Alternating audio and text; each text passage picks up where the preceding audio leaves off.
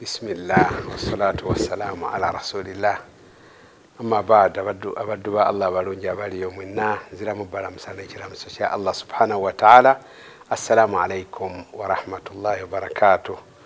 Gwabuuza kiki kyenfuna mu kusiiba. Nkugamba ekigambo kya Nabbi sallallahu alaihi wasallama kye yagamba nti alaika bisawmi wenywereze ku kusiiba fa innahu la mithla lahu, teri mulimu mulungi gufaanana kusiiba, wenywereze kusiiba. Hadithi yaffe ey'olwaleero ye hadithi ya Abi Saleh Az-Zayyat agamba nti nawulira Abu Huraira ng'agamba nti Nabbi sallallahu alaihi wasallama yagamba nti kullu amali ibni adama lahu illa siyam, nti buli mulimu omwana Adamu gwakola gugwe okujjako okusiiba gugwe, mbadde buli mulimu wandi gukozerwa Allah subhanahu wa ta'ala.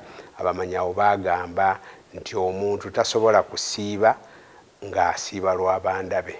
Emirimu emirala gyonna gisobola okubeera mu bandabe okujjako okusiiba, kubanga omusiibi yamanyi biki ebisiibulula nti bw'aba abikoze nga tewali amumonitoring okujjako Allah yekka nti bijja kutta okusiiba kwe.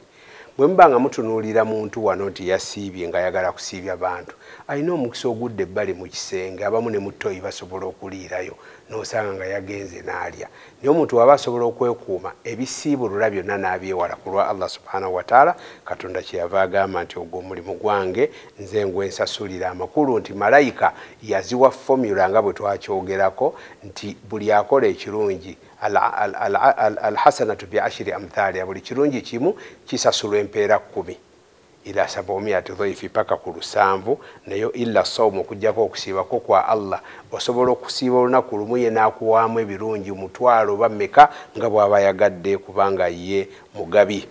Nabbi sallallahu alaihi wasallama ate bino bigambo bya Allah subhanahu wa ta'ala, kubanga ne bagiyita hadithi al-Qudusi, agamba nti Allah n'agenda mu maaso n'agamba nti wa idha kana yawmu sawmi ahadikum, omukum wabanga asiibye akola enjawulo, tobeeranga nga wasiibye ng'ofaanana nga bw'obeera nga tewasiibye, tovuma toyomba tokola ki n'akulwanyisa oba akuvumye mugambe nasiibye.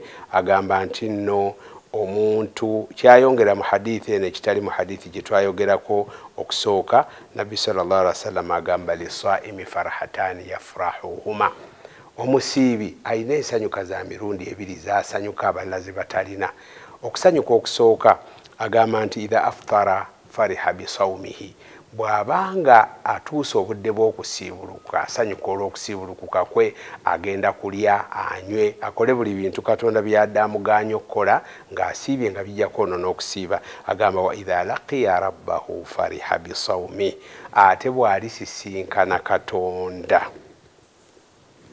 ajja kusanyuka nnyo ng'alaba empeera z'okusiiba kwe. Kyekiri kye twabagamba nga Katonda amulaze omulyango gw'ejjana nti guugwo guyingire gw'abasiibi, okusiiba kumuwolereza aleme kuyingira muliro, ebintu ebyo byonna binene. Kale nkugamba omusiibi tayonoona takola ki, ate oba okusiiba kukukuuma n'okubeera nti nno ogenda mu bwonoonefu, nga Nabbi sallallahu alaihi wasallama bwe yagamba abavubuka nti omuntu yenna alaba ng'akemebwa oyo asiibe, kubanga okusiiba kujja kubeera nti nno kumulaawa obutakola bikyamu n'abakyala, bw'aba musajja oba omukazi n'abasajja. Agamba nti nno waman lam yastati, obeera nga tosobola kwekuuma